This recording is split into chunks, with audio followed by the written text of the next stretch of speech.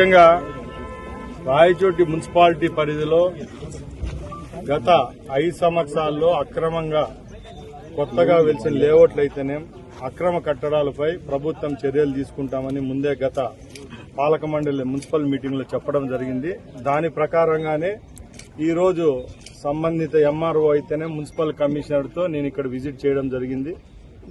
ఏ పార్టీలకు సంబంధం లేకుండా పార్టీలకు అతీతంగా ఎవరైతే ప్రభుత్వ భూములను ఆక్యుపై చేసినారో, ప్రభుత్వ భూముల్లో అక్రమ కట్టడాలు కడుతున్నారో, అలాగే గవర్నమెంట్ కు నష్టం కలిగించే విధంగా అప్రూవల్ లేకుండా 6 అంతస్తుల అపార్ట్మెంట్లు కడుతున్నారు. అలాంటి వాళ్లపై చర్యలు తీసుకునేదానికి అధికారులకు ఆదేశించడం జరిగింది.